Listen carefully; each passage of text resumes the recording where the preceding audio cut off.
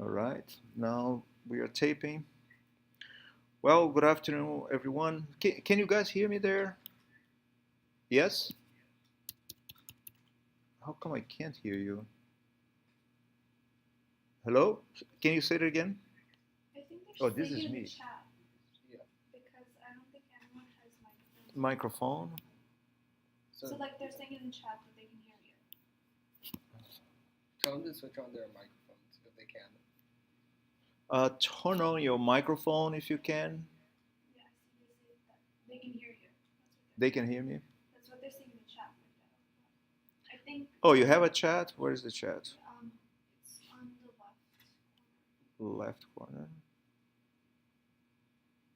Respond. Where is it? I can't find it.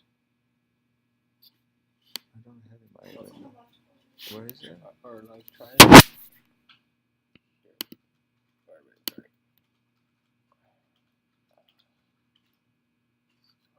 Oh yeah, you can check here. Oh, there you go.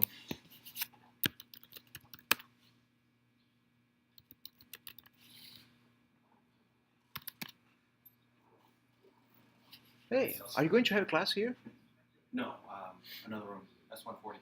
Oh, S140. Okay. Okay. Oh, so you're going there? I'm just passing through. Okay, so yeah, in 30 minutes, I'm gonna let you go. Yeah, no problem. All right. So, good afternoon, everyone. Quickly, I hope you can hear me. If not, too bad. But this is being taped, and I will create a YouTube video and send it to you all. So basically, I would like uh, to. By the way, you can't see me. Wait a second. You are there. Let me do one thing before I start. We could, if you can, get to work just like come here. Yeah. Just look over me. I think it's easier that way. What do I need to do? I want to share the entire. Can you see my window now? Okay. See, it's not that bad. All right. Can you see elements of research? Yeah. Pranati, can you be the moderator and keep track of the chat if they ask sometime? Yeah, because okay, very good. So basically, I would like to take Wednesday evening from now on. I mean, today is the first one; it doesn't count. But next Wednesday and the following one to get us together, probably 7 o'clock. I could go 8 o'clock, but I set 7 o'clock. If you want to go eight, we can do eight. Um, and and go over seminars that you guys would do on the subject of pre-main sequence stars. So the research that I would like to do with all of you is on basically young stars, stars in the process of formation. And so the basic thing I would like you all to do is to sign up for the Star Formation newsletter. So I'm putting the address here. So it's very simple. You find, you can even Google Star Formation newsletter, and you take to Bo Raput is the person organizing this newsletter. It's right there, and every single publication on star formation goes in this magazine. So this is just this month, and you have all these um, fantastic papers, and you can read if you want it. If you are pretty much involved, you can go to the paper itself and read it. Right now, of course, to read these papers in a magazine, you have to subscribe and pay a big money. But before scientists publish anything, they make sure everybody read it. And so we have access to that. So again, going back to the PowerPoint, which is here, sign up for the Star Formation newsletter. Now,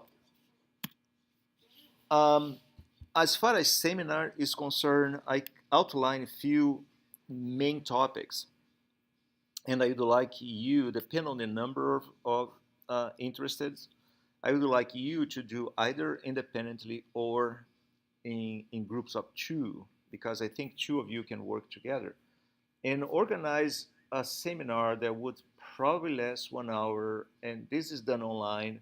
We're going to use the ccconfer.org.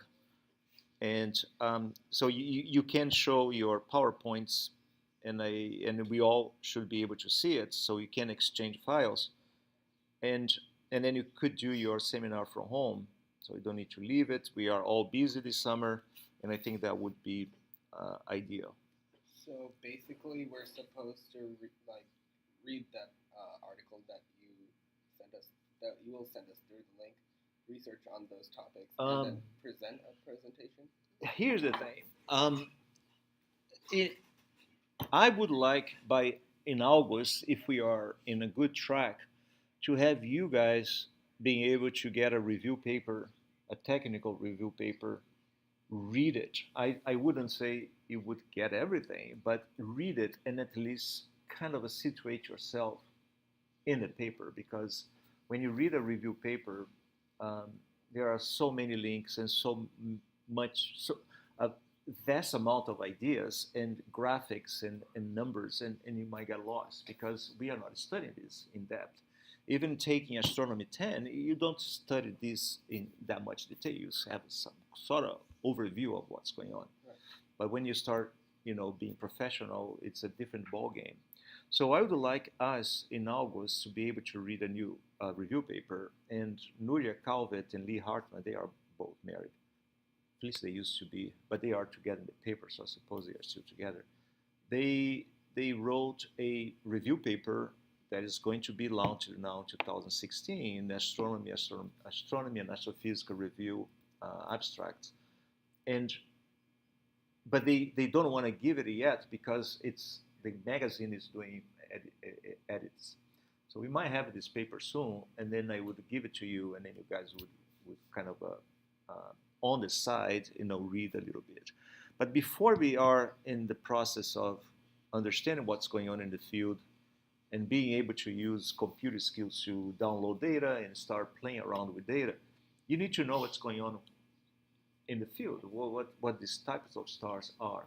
So my idea was to allow you guys to go even in Wikipedia, and do a kind of an overview of what you can get online in these main subjects.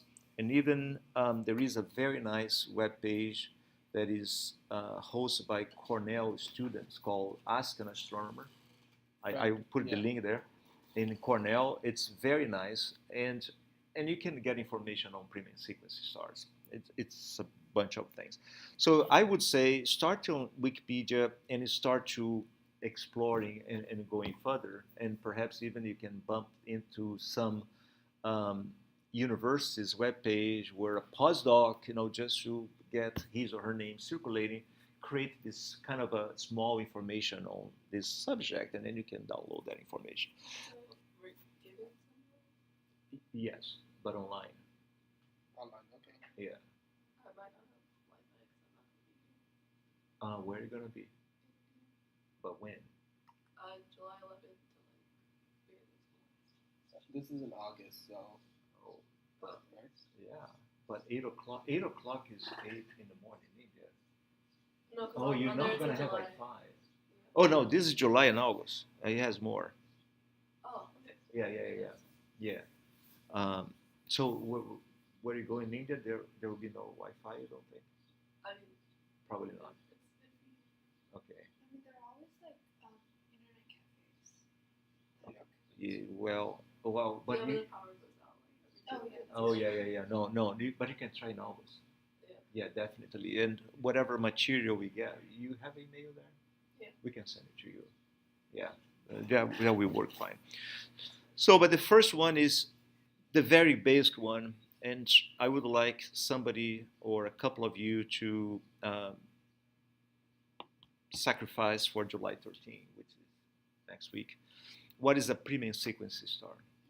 That's most general one. What is a premium sequence star? And then basically here, I would like to know how these stars appear first, and they have different names. You can call it YSO, young stellar objects, Herbig-Haro objects. That's another way of call them. Orion. That's I think related to T-Tauri. T-Tauri is more advanced stage. So let's see, YSO. Or is it YSO. Orionis or something like that? Yes, Orion.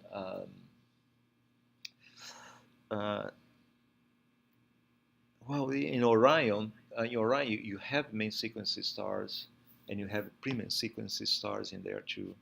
But in the whole premium sequence phase, it starts with young stellar object or Herbig, Haro objects, and then you go to depending on the mass, you go to T-Tauri stars, and then you go to Herbig, AEBE stars, and then that's it. So it's an overview, but primarily to play with HR diagram basically. And why these stars first appear in a certain position in the HR diagram, if you could differentiate their evolution, because the more massive one, they have a lot of energy transferred through radiation, and the less massive one has a lot of convection going on, and because of the circulation, you have a bunch of magnetic field doing all kind of tricks. And there's also like a lot of pressure in the core. So that means you have higher For the rates high of, massive one? Yeah. So that means you have higher rates of fusion, Yeah. which means that they'd be burning out mass a lot quickly. So they Right. go up quickly up the. Yeah, their evolutionary track is much faster than so the Herbig AEB stars, they are intermediate mass. They are called intermediate mass. They evolve much faster than the T-Tauri stars. T-Tauri stars, they become kind of a zero age main sequence, probably in 20 million years, 30 million years, depending on the mass. But these guys, 100,000 years, they are pretty much So our burning. sun used to be a T-Tauri T-Tauri star. star. Yeah. Yeah. Are these Yeah. like types of stars or like stages? They are stages. Pre-main sequence is a stage before the star becomes a main sequence star. Okay. So you call young stars. Young stars is a general name for any type of star that is not burning hydrogen in the core. They might be fusing deuterium, but they don't fuse hydrogen in the core. So those are young stars.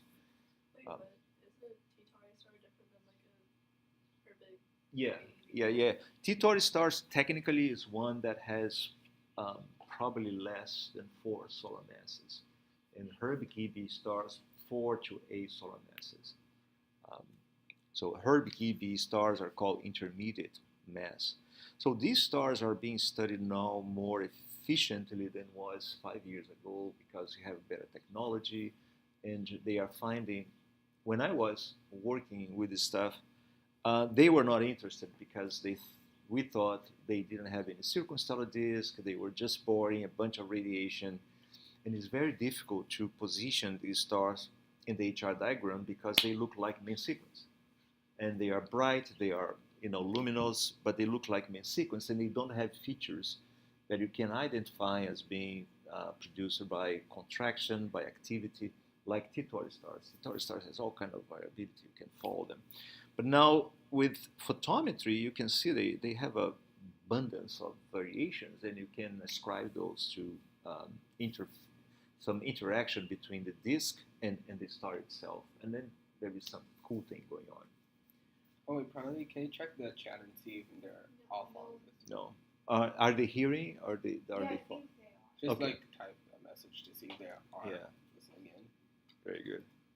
So this is for July 13. July 20, that would be specifically on T-Tauri star. So what they are, and a little historical overview. And Herbig was one of the first who identified T-Tauri T is one star in the constellation Tauri, and that star shows some variation, and for a while we thought the variability is because of chromosphere. We thought the chromosphere was so intense that was creating all kind of variability, and they had very strong emission lines in the calcium, hydrogen, and so on, so on, so on.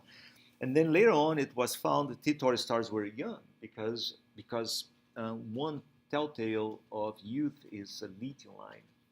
Lithium in young stars is very strong and deep, but as the star evolves, the lithium is completely depleted. It disappears because it's reprocessed. What? The what? Lithium?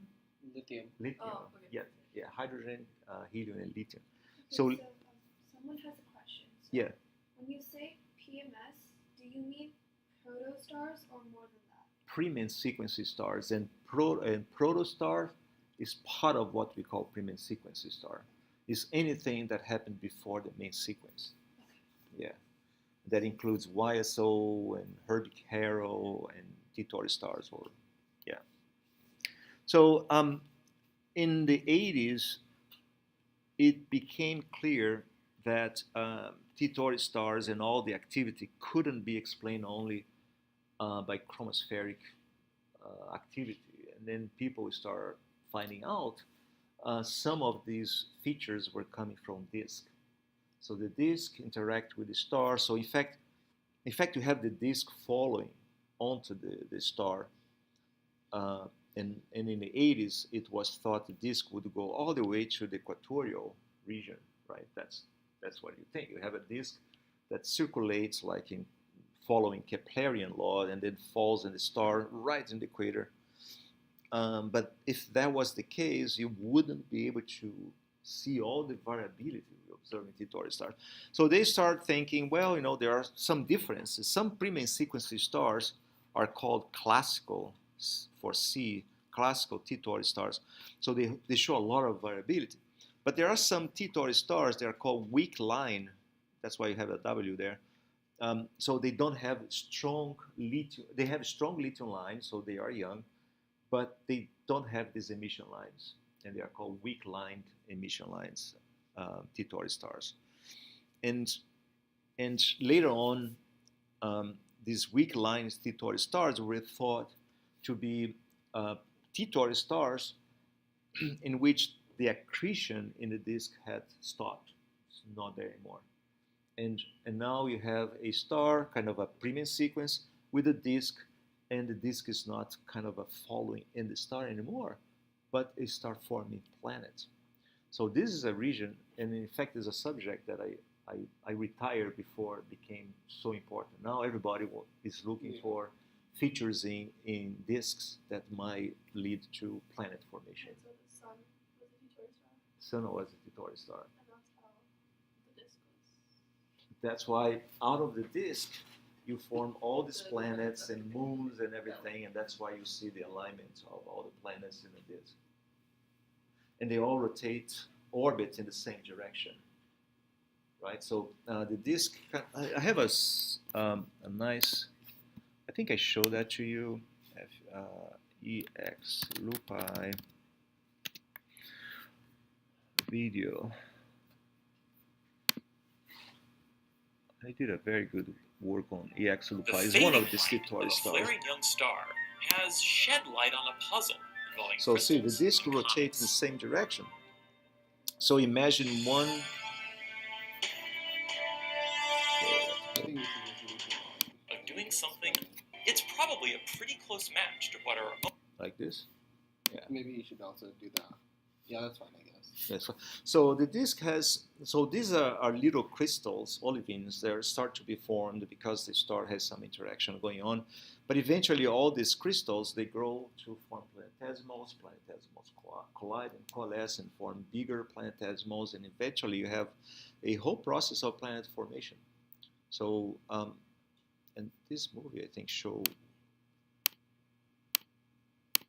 do you mean by planetesimals? Oh, they're just smaller versions of The planets. planets. Yeah. Kind of like dwarf planets. No, no. Dwarf planets, they are round. These planetesimals look like asteroids.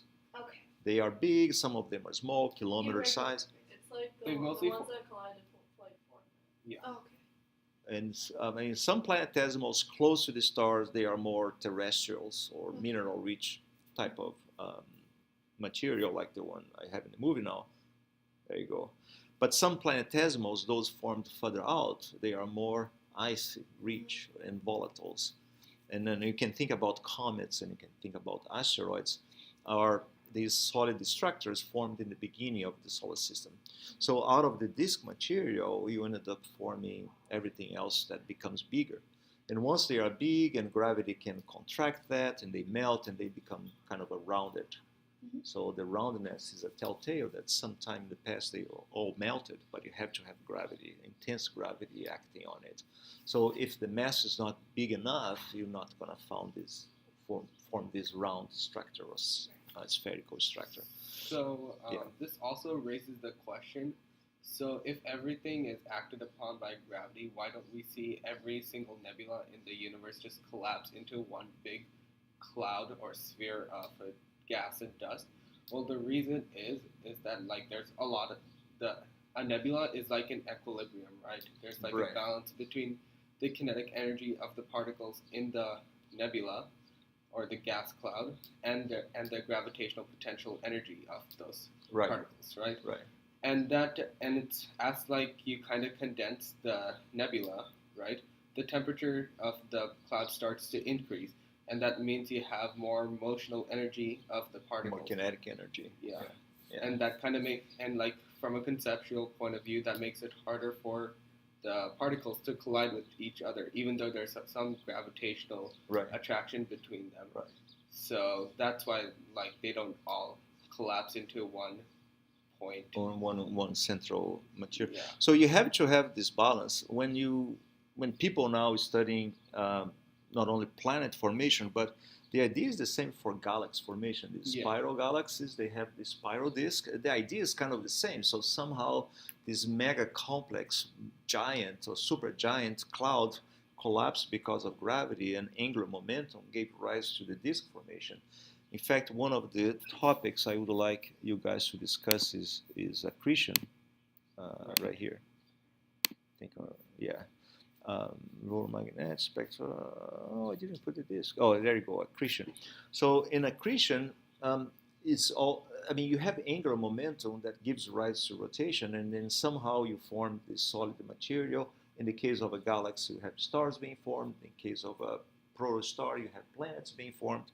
But you have as you were talking, you have two competing forces. One is radiation, because as you collapse the cloud, we have gravity acting and trying to bring everybody to a black hole, if you will. But you also have temperature rising up. You increase the kinetic energy of this gas, and eventually this outward pressure halts the collapse, or at least slow down the collapse.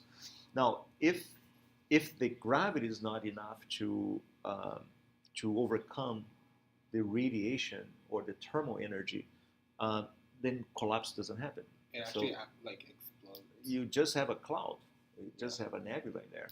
But eventually, if you have, for instance, a star exploding, or if these giant molecular clouds pass through a gravitational wave that passes through the galaxy and gives some initial contraction, then you can initiate star formation, and then you have a bunch of stars being formed. So you have to have an initiating mechanism for that.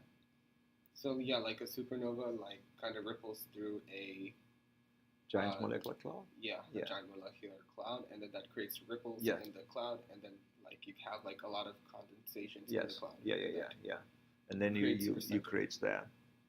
Yeah. So you have these different mechanisms for star formation, but once you initiate the collapse, then that's it. You're gonna have a star, and then you have all these classical steps that it goes through. You have the YSO, and then you have the bipolar flow in Herbig-Haro, and then you have a T-Tauri stars or Herb-Key-B stars and a zero age main sequence. So our interest is between star formation all the way to being a main sequence. and then we should be done in there. One more question. Yeah. Well, after this meeting, we make seminars about T-Tory stars in groups of 2. Well, that's what I'm proposing. I'm proposing next Wednesday everything about premium sequence star, and then July 20 T-Tauri stars specifically. Let me go here to my PowerPoint. Each person, in a group of 2, everyone makes their own seminar, or like for this topic, 2 people do it. 2 for the people. next- Let's say you and Sean. You say, okay, in July 13, we're gonna take care of a premium sequence star, and then you guys work together, and then give a presentation, and then the July 20 T-Tauri stars, and then 27 ERB KEB star, and then August 3rd I'm not gonna be around, so I will be out. I will disappear. But then on August 10, magnetic fields, because especially in T-Tauri stars, magnetic fields are extremely important. It was found, now we are in the 90s, the disk doesn't go all the way to the star because in these young low mass stars, the convection is so important that because of convection and rotation, because as the cloud collapse, they rotate faster. And then you have a dynamo effect, which includes differential rotation plus convection. And then you have a generation of magnetic fields. So the magnetic fields are phenomenal. And so important that is able to close to the star to control what's going on. So even control the accretion. So then we found the accretion disk doesn't go all the way to the stellar surface, but the magnetic fields kind of disrupt this disk and then drags material to polar regions. So now imagine a cloud of gas just following on the high latitude regions and create this hot spot. Add the fact the star rotates, and then you should be able to see some phenomena that pretty much looks like neutron stars when you have the pulsars. So you have the same kind of idea going on, and you can follow that photometrically for low mass stars. Of course, the variability is few days or a few hours, depending on how fast the star rotates, but you can follow that with photometry. Right. Yeah. And spectroscopy too. So there are papers on it. Oh my God, my mic is not happy. Why there's always... Wait, so who are we going to be giving the seminars to? Say it again? So we're basically going to give our seminars online. So we're going to use the same CCC contour. We're going to set up a meeting, and then you're just going to give yours online. You're going to sit at your computer Right. and then talk into the screen with everyone else. Right. Basically, Yeah, like but who's how gonna be, the like, students watching it? And then we're gonna be watching and commenting, like I'm doing here. yes, everyone who's on the meeting. So. Yes. Oh, okay. We can put Oh, just we can put the links on our Facebook. On Yeah, Facebook and then web. we might also make a YouTube video on it, so we can post it on the Facebook group for people, or like so that I can send it through email for the others who aren't able to join. But have to do a good one because it's gonna go online. And then August 24, Herb Key B star, and now there is a lot of good work done on these stars. And by the time, I think we should start to get more information and get what I know. I don't have a. Flatlight. Oh, there is. Oh, there you go.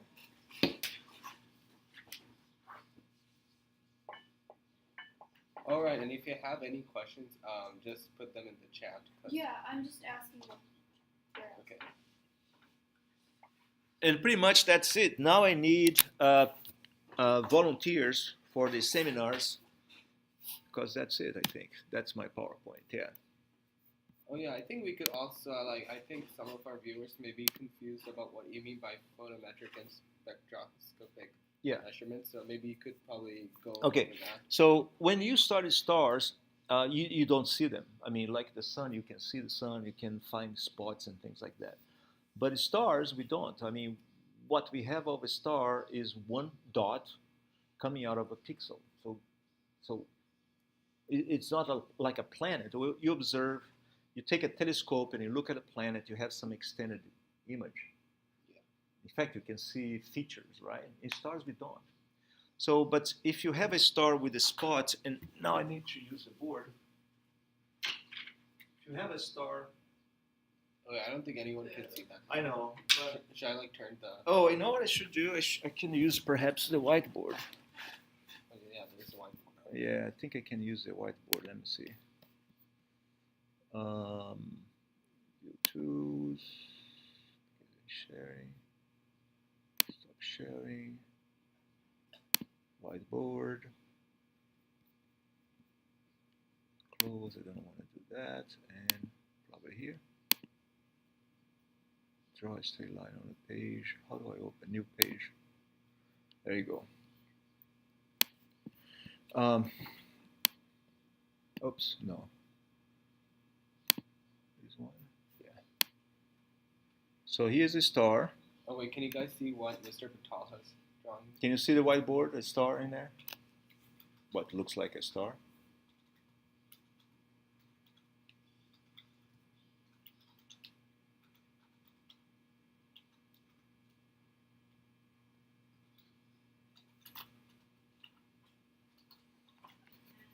Continue my work of art here.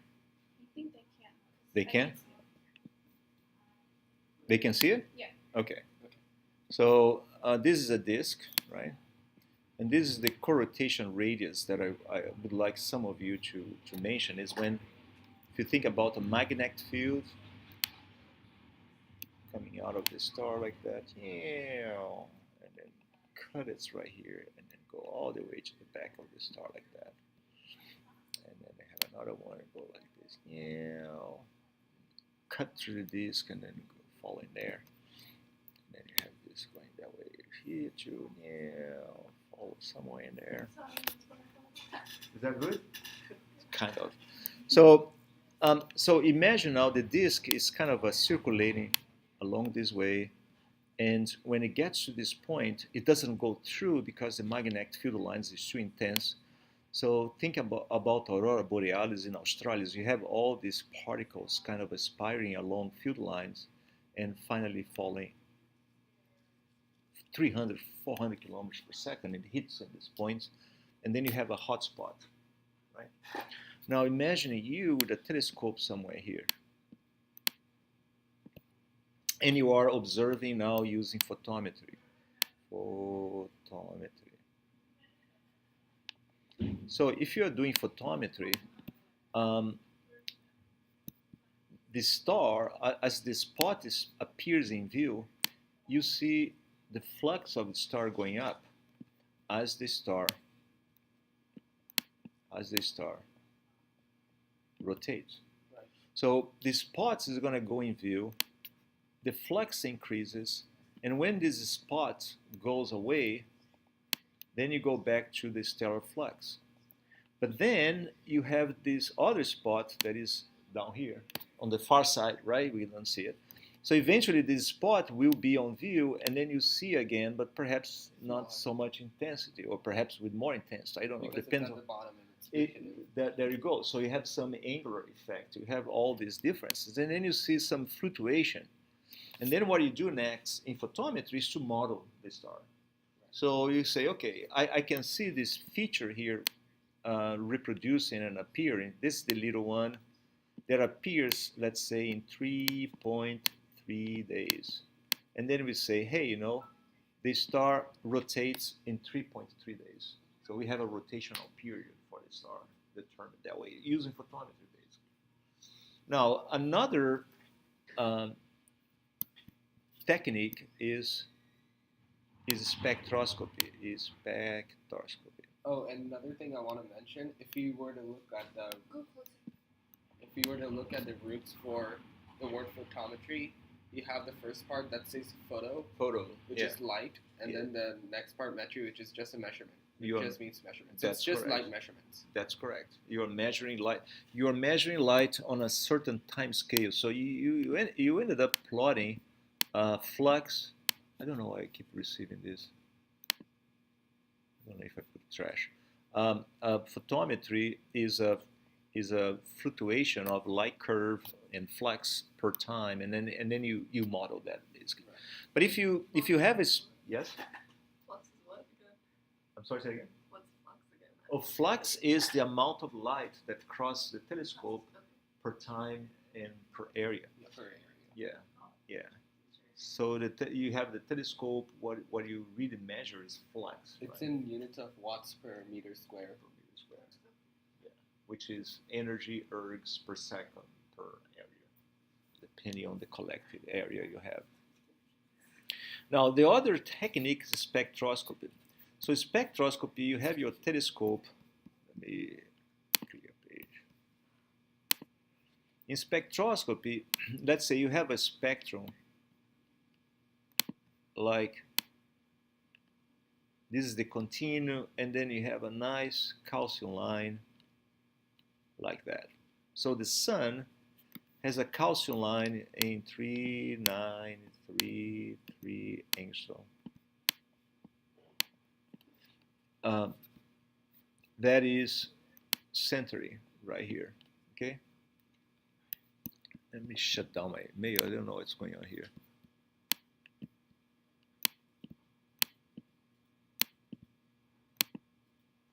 Mail, quit mail. So you have a calcium line. This is calcium 2 line and calcium 2 line.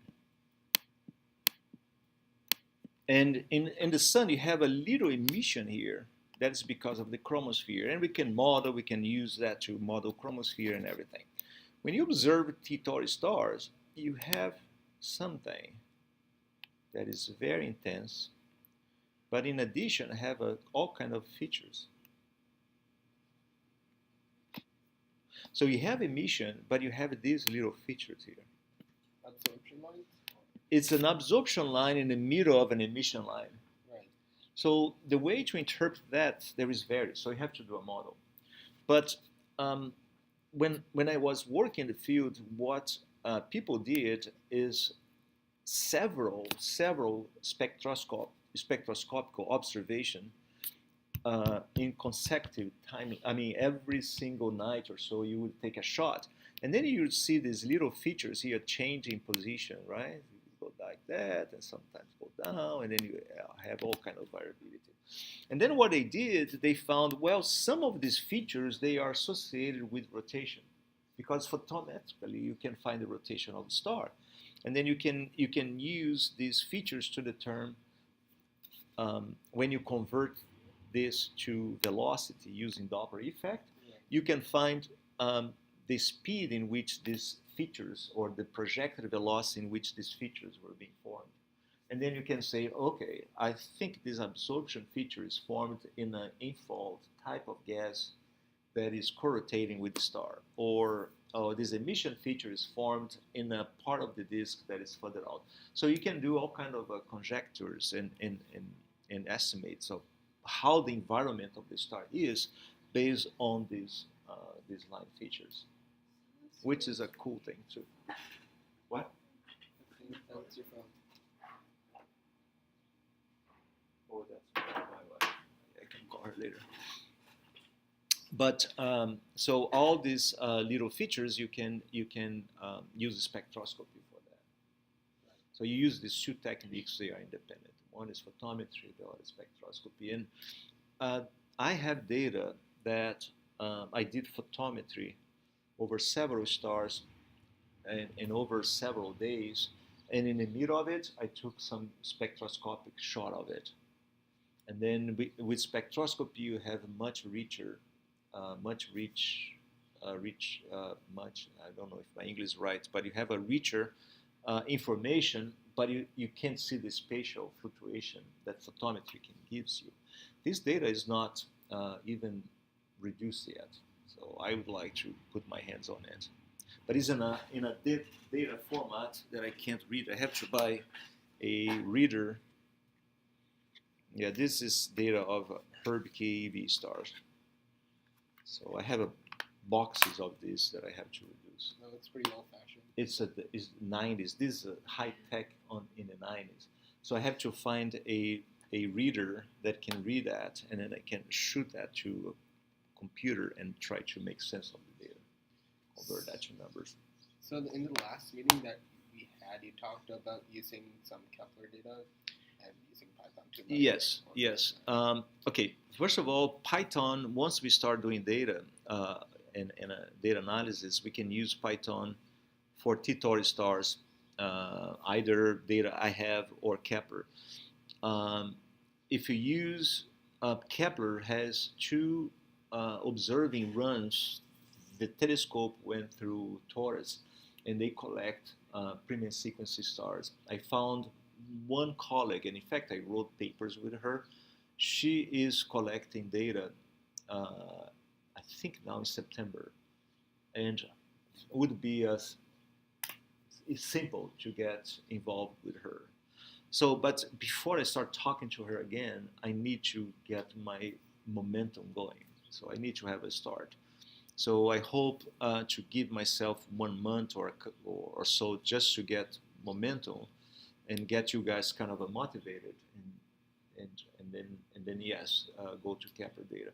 So Kepler data would be if we are funded and if we are everything is as I would like to be. That's what we should do because I think that the following step would be to connect with NASAM's people. Okay. Yeah. And there are a couple of kids there, 15 years old, they are twins, and they are finding planets. But they are not doing astrophysics, they are doing planetology. They're using their software to detect planets, which is something cool. You know, we could do that too, but I'm kind of my background is more in astrophysics. Is get data and try to interpret what's going on in there. And the technology changed a lot. For instance, I would spend 1 hour to observe one star, high resolution, and be very happy with it because the data was very good. Now you can have similar data, 20, 30 stars in 20 minutes with the optical fiber. The technology is different now. We have abundance of data, and that's why it's easy for us to collect the data. But it would be nice if we know what we're doing. Okay. So that's it. So do I have volunteers for Wednesday next week? Okay, because you're going to be traveling, so I don't want it to be. No volunteers?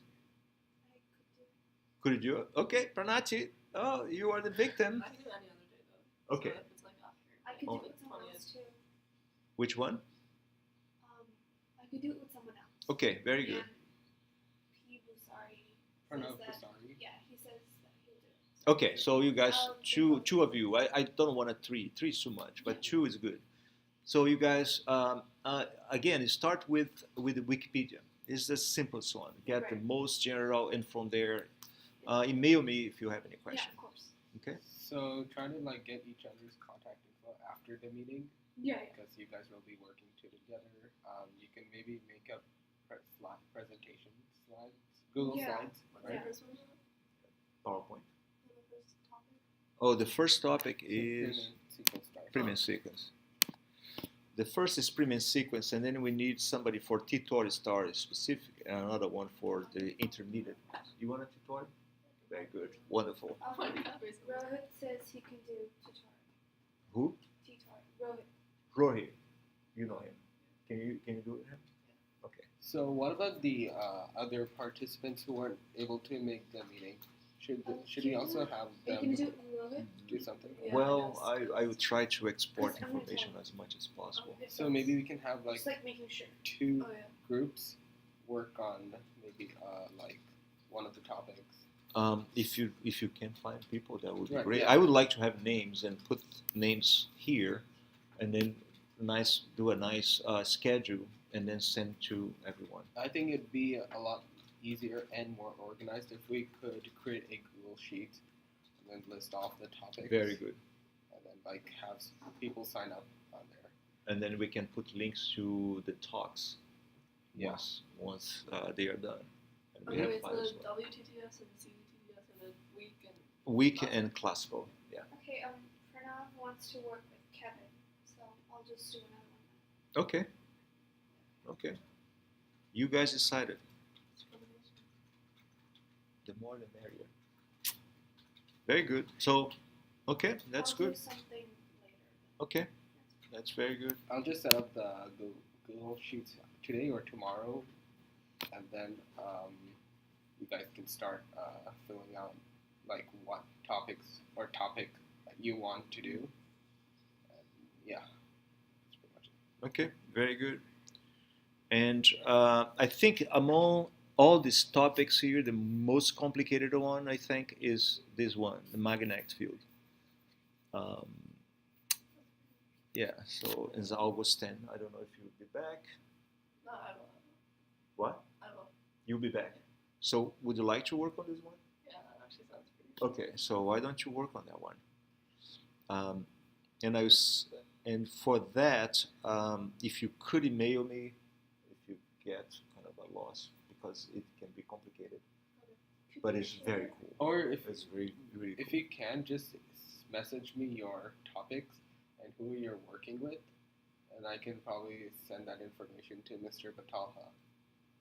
Call me Sam. I think if we Yeah, and fill that out. if the we do like brochure.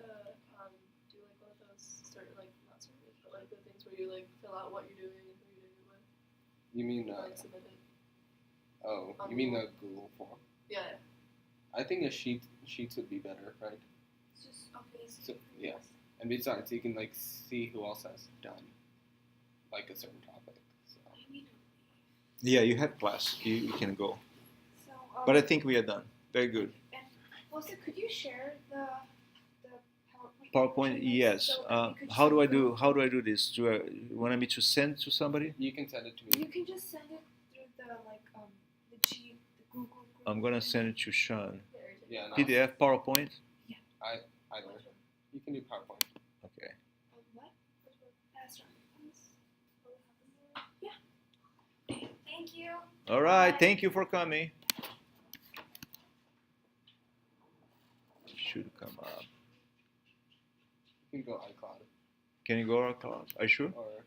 or That one? Yeah, that's one.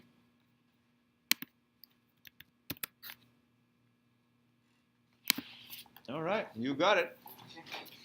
Thank you very much. And the meeting is closed.